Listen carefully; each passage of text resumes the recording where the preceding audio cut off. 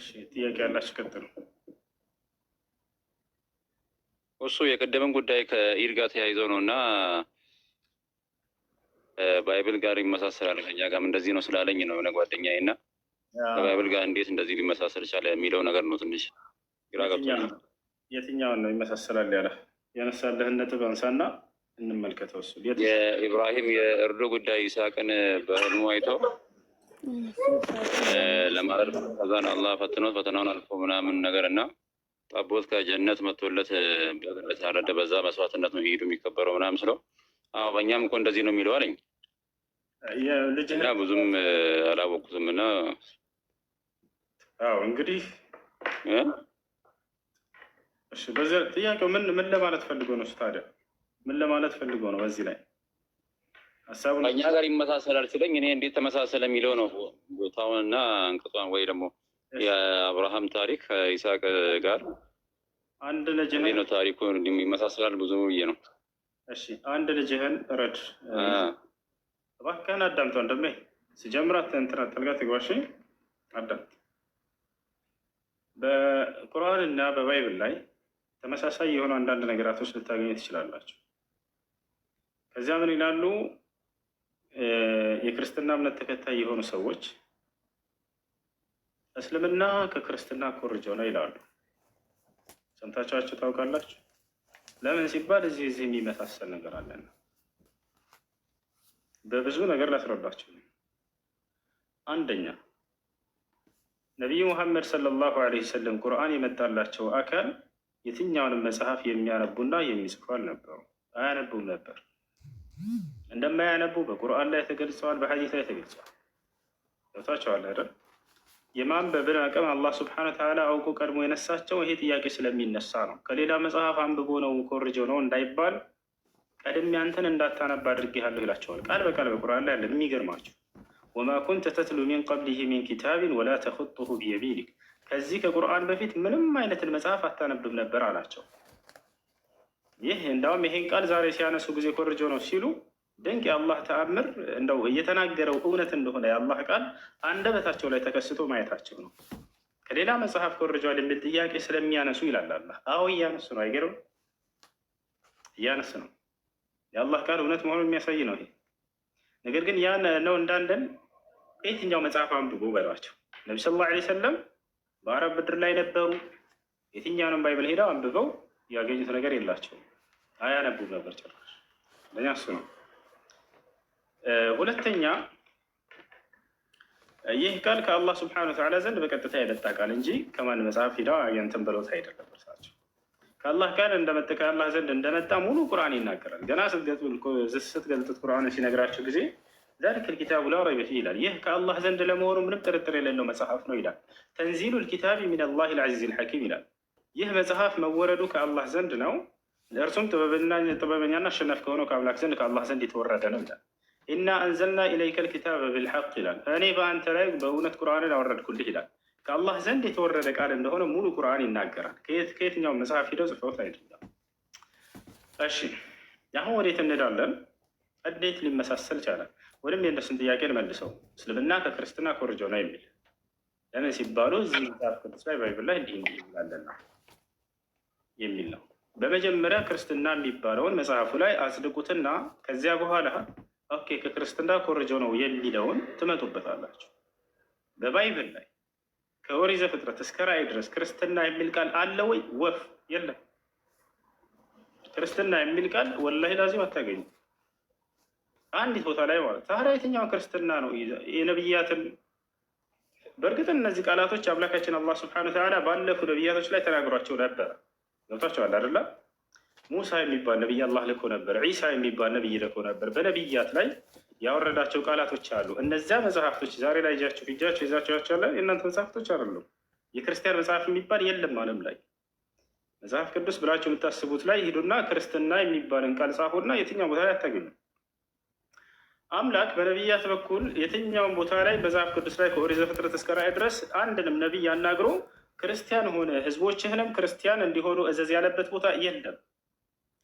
አንድም ነቢይ መጽሐፍ ቅዱስ ላይ እና አብርሃም በለው ማንኛውን ዳዊት በለው ሁላቸው አንድም ነቢይ እኔ ክርስቲያን ነኝ ያለ የለም። እንዲሁም ደግሞ ህዝቡን ክርስቲያን ሁኑ ብሎ ያዘዘ የለም። ታዲያ ከየት ነው ክርስትና የመጣው? አንድም ነቢይ ከዚያ በኋላ ክርስትና ኮርጆ ነው የምትለኝ መጀመሪያ እንዴት አድርገው መጀመሪያ ማጽደቅ ያንን ኮርጆ ነው የምትለው መጀመሪያ ሃይማኖቱን ከመጽሐፍ ላይ ስታገኝ አገኘውና ከዚያ በኋላ ኮርጆ ነው ወደ እምነት ትመጣለህ ትላቸዋለህ።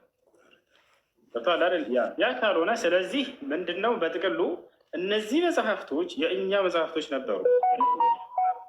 አምላካችን አላህ ስብሐነሁ ወተዓላ በነቢያት በኩል ተናግሯቸው ነበር ባለፉት ነቢያት ላይ። ነገር ግን በእነዚያ ላይ አይሁዲዎች የራሳቸውን ቃላት ጨመሩ፣ እውነትን በረዙት፣ ጨመሩበት፣ ቀነሱት፣ የሚፈልጉትን ጨማመሩ፣ ቀናነሱ። እንደዛ ስላደረጓቸው እኛ ተውናቸው እና የመጨረሻው ዘመን ላይ አላህ ስብሐነሁ ወተዓላ ነቢ ሰለላሁ ዐለይሂ ወሰለም ቁርአንን አወረደልን። ያለፉትን መጽሐፍት የምናይበት ታላቅ መነዛር የሆነ ቁርአን አወረደ። ልክ እንዲሁ እስከ ዘመኑ ፍጻሜ ድረስ የማይቀነስ የማይበረዝ የማይደለዝ የሆነ ቁርአን አወረደልን። እነዚያን መጽሐፍቶች የናታር ነው አምላክ አላህ ስብሐነሁ ወተዓላ ተናግሯቸው የነበሩ በነቢያት ላይ።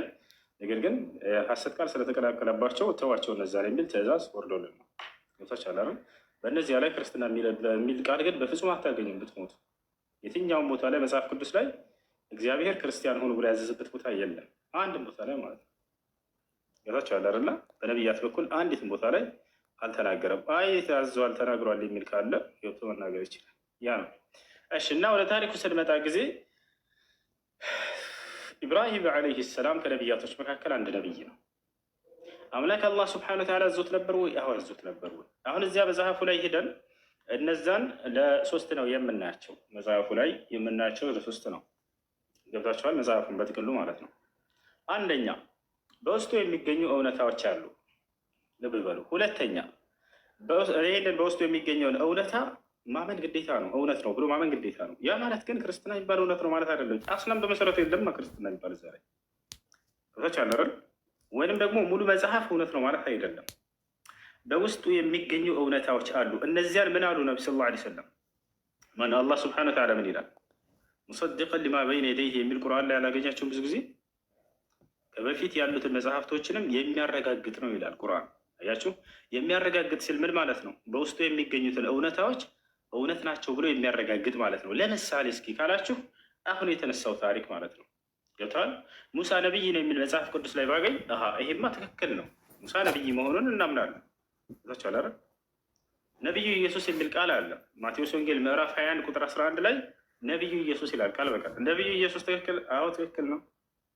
ዛቻለ መርየም የምትባል ሴት ነበረች፣ ማርያም በድንግልና ጸንሳ የወለደች ብቸኛው የዓለማችን ሴት የሚል ብናገኝ እውነት ነው ይሄ ብለን እናምናለን። አይ ይሄ ውሸት ነው ሐሰት ነው አንልም። ይሄን አላህ ስብሐነሁ ወተዓላ ሙሰዲቀን ሊማ በይነ የደይህ ይላል። ያለፉትንም እውነታውን በመጽሐፍ ላይ የሚገኘው የሚያረጋግጥ የሚያጸና ይላል። ሁለተኛው ምንድን ነው? በውስጡ የሚገኝ በውስጡ የሚገኙ ውሸቶች። ለምሳሌ እነዚያን ውሸት ናቸው ብለን እናምናለን። ለምሳሌ ሎጥ ከሴት ልጆች ጋር በመጽሐፍ ቅዱስ ሎጥ 2 ሴት ልጆችን ወሲባ አድርገው ከእነርሱ ጋር አስረግዘዋቸው እንዳስወለዳቸው ታውቃላችሁ። መጽሐፍ ቅዱስ ላይ እንደዛ ይላል። ይሄ ትክክል ነው? በፍጹም ይሄ ውሸት ነው ብለን ነው ምናምን ገብታችኋል። ሁለተኛ ኢየሱስ ክርስቶስ የተረገመ ነው ይላል መጽሐፍ ቅዱስ። ገላትያ ምዕራፍ 3 ቁጥር 13 ላይ ጳውሎስ በእንጨት ላይ የተሰቀለ ሁሉ የተረገመ ነው ተብሎ ተጽፏልና አለ። ከዚያ ማንም ቢያካትት ጥሩ ነው። ኢየሱስም መርገም ሆኖ ስለ እኛ በመስቀል ላይ ተሰቅሎ ከሕግ እርግማን አዳነን እያለ ይናገራል። ከተረገሙት አካል ነው ብሎ እኛ ግን የተባረከ ነው ብለን ነው የምናምነው። ወጀዐለኒ ሙባረከን ይላል መሲሁ ምን አለ? እኔ ብሩክ አድርገውኛል አምላክ አላህ ይላል። ታች አላረ ያ ሌላው ነገር አምላክ ሰማይና ምድርን ከፈጠረ በኋላ ኢጃዛ ወይ እረፍት ወስዷል። እንደ መጽሐፍ ቅዱስ የእረፍት ቀን አለው። እግዚአብሔር ሰማይና ምድርን በ6 ቀን ፈጠረ፣ በ7ኛው ቀን ከሰራውን ስራ አረፈ ይላል። በሌላ ቦታ ላይ ጭራሽ ተነፈሰ ይላል። አምላክ አላህ ይህን ቃል በቃል አነሳና እኔ ሰማይና ምድርን በ6 ቀን ፈጥሬ ያለህን የእውነት ነው ካለ በኋላ ነገር ግን ምንም አይነት ድካም አልተሰማኝም ማለት በታችኋል። ስራ ሰርቶ ከስራው በኋላ እረፍት አደረገ የሚባለው ማነው? ፍጡር ነው ያጀማ። ከስራውም እንደጨረሰ ተነፈሰ። እስኪ እንደው ተነፍ ይላል አይደል? የሰው ልጅ ይሄ ምን ባህሪ ነው? የሰው ልጅ ባህሪ ነው። አምላክ አላህ ወለቀድ ኸለቅነ ሰማዋት ወልአርድ ወማ በይነሁማ ፊ ሲተቲ አያሚን ወማ መሰና ሚን ሉጉብ አለ። 7 ሰማያትን 7 ምድርን በ6 ቀን ፈጥሬያለሁኝ ምንም አይነት ድካም አልተሰማኝም አለ። ይሄ ውሸት ነው ብለን እናምናለን። ሌላኛው ምንድን ነው? መጽሐፍ ቅዱስ ላይ አምላክና ያዕቆብ ትግያ ተጋጥመው ነበር ይላል። ከዚያ በኋላ ማን አሸነፈ? ያዕቆብ አሸነፈ ይለናል። ታቸዋል። ይሄ ትክክል ነው ወይ? ይህ ስህተት ነው ብለን ነው ምናምን ገብቷል። ልክ እንዲሁ ሃሩን ዓለይህ ሰላም ታውቁታላችሁ። ለሙሳ ህዝቦች ጣዖትን የሰራው ማን ነው? ጣዖትን የሰራው ማን ነው? ሳሚሪ ነው አይደለ? አላህ ሳሚሪ ነው ብሎ ቁርአን ላይ ገለጸልን። መጽሐፍ ቅዱስ ላይ ግን ነቢያቶች ጣዖት እየሰሩ ሰውን ያስመልኩ ነበር፣ ይሄ ነው አምላክ ይሉ ነበር ይለናል። ኦሪት ዘጸአት ምዕራፍ 32 ከቁጥር 1 ጀምራችሁ አንብቡት። ነቢዩ ሃሩን ምን አደረገ? ለእስራኤል ሰዎች ከወርቅና ከብር አቅልጦ ወይፈን ጥጃ ሰራላቸውና እስራኤል ህዝብ ሆይ ከግብፅ ያስወጣህ አምላክህ ይሄ ነው እንኩ ብሎ ሰጣቸው። ይሄ ነው አምላካቸው ብሎ ሰጣቸው። ገብታችኋል አይደለ?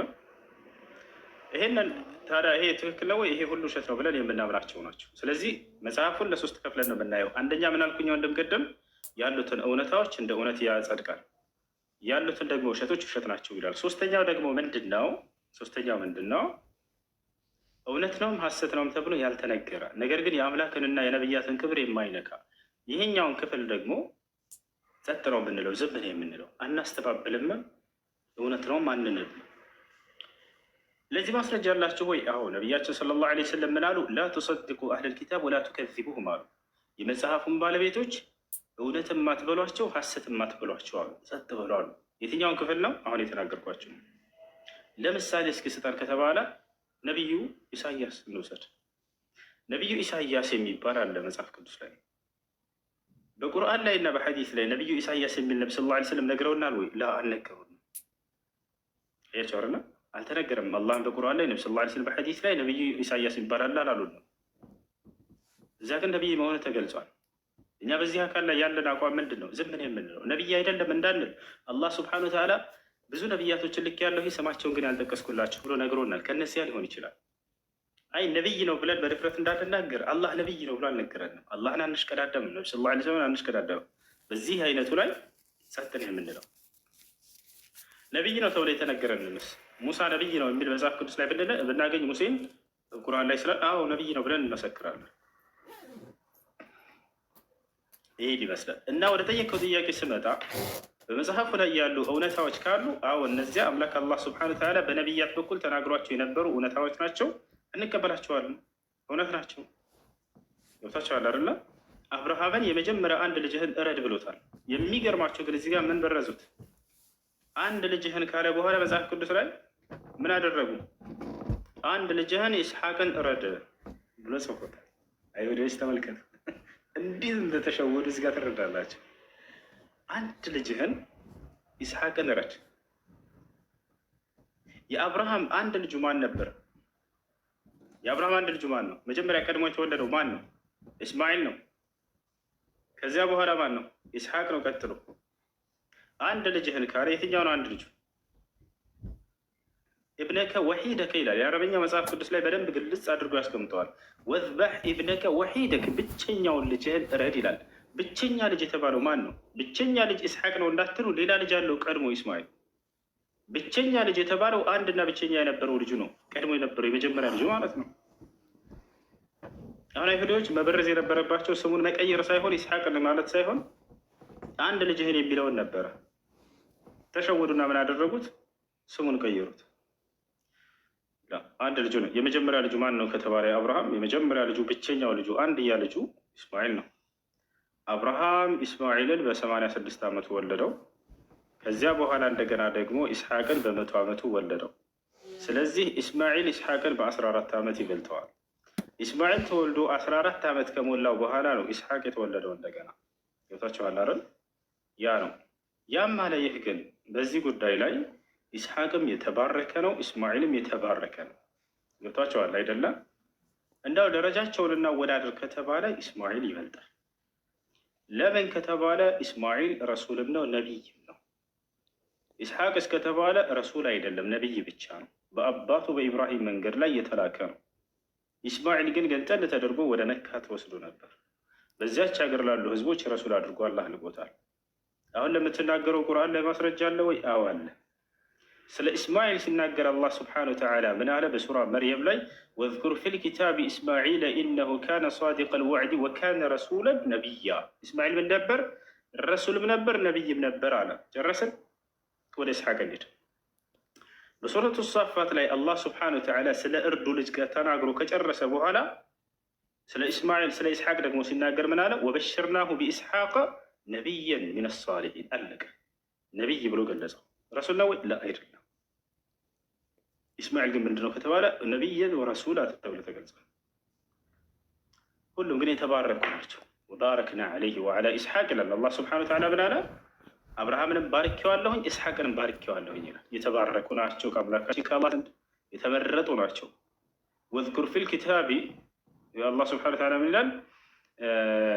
ወዝኩር ኢብራሂመ ወኢስሐቀ ወያዕቁበ ኡሊል አይዲ ወልአብሳር ኢና አኽለስናሁም ቢኻሊሰቲን ዚክረ ዳር ወኢነሁም ዒንደና ለሚነል ሙስጠፊን አልአኽያር። ሙሐመድ ሆይ በዚህ በቁርአን ላይ አብርሃምን፣ ኢስሐቅን፣ ያዕቁብን አውሳ፣ እነርሱ ከኔ ዘንድ ምርጦች ናቸው እያለ ገልጿቸዋል። የተመረጡ ናቸው፣ የተባረኩ ናቸው። ኢስሐቅን በጣም የተባረከ ነው እና ይሄን ይመስላል። ሌላ ጥያቄ ያለው ካለ መጠየቅ ይችላል።